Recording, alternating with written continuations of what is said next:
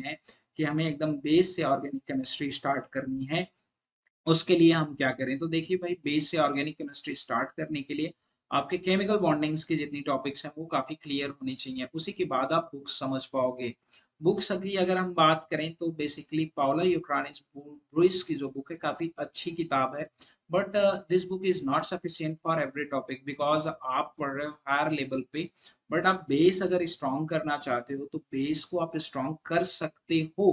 But यहाँ का भी ज़्यादा से ज़्यादा जो कॉन्सेप्ट है वो एसिड बेस कॉन्सेप्ट पे ही डिपेंडेंट है in comparison to molecular orbital diagram और मॉलिक्यूलर ऑर्बिटल थियरी। बट आप समझने के लिए पाउला इक्वानिस ब्रुइस से स्टार्टिंग कर सकते हो after chemical bonding and after studying GOC, general organic chemistry. वैसे बेसिकली मैं पढ़ाता हूँ तो स्पेशली अलग से जीओसी पढ़ने की जरूरत नहीं पड़ती है। जीओसी अगर आप किसी भी जेई की किताब से पढ़ लो, आपको बस पता होना चाहिए व्हाट इज क्या होता है।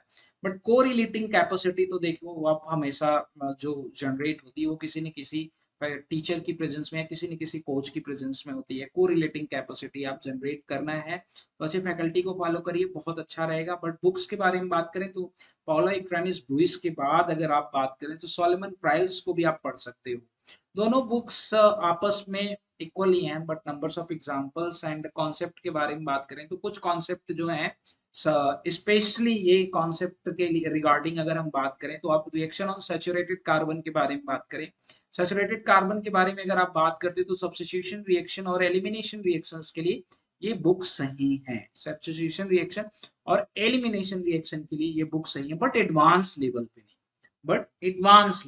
एडवांस लेवल की नहीं है ये किताबें, बट अच्छी किताबें हैं स्टार्टिंग करने के लिए।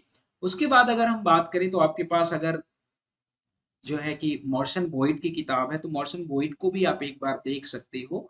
मॉर्सन बॉयड भी अच्छी बुक्स है, बट ये भी एडवांस लेवल की बुक्स नहीं है जिसके बेस पे आप सब कुछ पढ़ लो। बट अगर आपके अंदर कैपेबिलिटी जनरेट होती है नंबर्स ऑफ बुक्स पढ़ने की तो बहुत अच्छी बात है, आप इनको पढ़ सकते हो। इनके क्वेश्चंस को सॉल्व करोगे, क्वेश्चन सॉल्व करना बहुत ज्यादा इंपॉर्टेंट है for revision of your concept. तो आप मॉरिसन बॉयड के बारे में भी जिक्र करें तो मॉरिसन बॉयड के बारे में भी पढ़ सकते हो। अगर किसी के पास डेविड क्लेन की बुक है तो ये किताब भी काफी अच्छी है। इसका जो सेकंड एडिशन है खास करके इन्होंने यूनिवर्सिटीज के लिए फर्स्ट सेमेस्टर के लिए लिखा है, तो इस बुक को भी फॉलो कर सकते हो अपने बेस को स्ट्रॉन्ग करने के लिए। अपने बेस को स्ट्रॉन्ग करने के लिए आप इस बुक के को भी फॉलो कर सकते हो।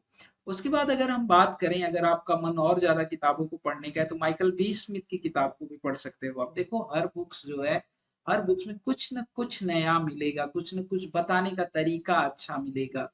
तो अगर आप एक टॉपिक कोई पढ़ रहे हो तो उस टॉपिक को अगर डिफरेंट बुक में पलट के आप देखो तो वो पढ़ने की जो कैपेबिलिटी होती है वो बड़ी अच्छी होती है। मैं ये कॉन्सेप्ट कभी भी नहीं रखना चाहिए कि मैं ये बुक पूरी पढ़ लेता हूँ फिर वो बुक पढ़ूंगा, ऐसे नहीं होता है। आप अगर सैचुरेटेड कार्बन पे रिएक्शन पढ़ रहे हो तो हर बुक को पलट के देखो कि कहीं मुझे कुछ नया तो नहीं मिल रहा है, और नोट्स प्रिपेयर करो। अगर आपके पास कोई टीचर है तब तो बहुत अच्छी बात है, ठीक है। माइकल बी स्मिथ की बुक जो है एसिड बेस अप्रोच से, ये भी काफी अच्छी किताब है, क्योंकि मोस्ट ऑफ स्टूडेंट को एसिड बेस अप्रोच ही आता है, बिकॉज देयर इज अ बहुत कम फैकल्टी है जो आपको मॉलिक्यूलर ऑर्बिटल थियरी के बेस पे पढ़ाते हैं। बिकॉज मॉलिक्यूलर ऑर्बिटल थियरी पढ़ने के लिए आपको सब कुछ स्ट्रांग होना चाहिए। अब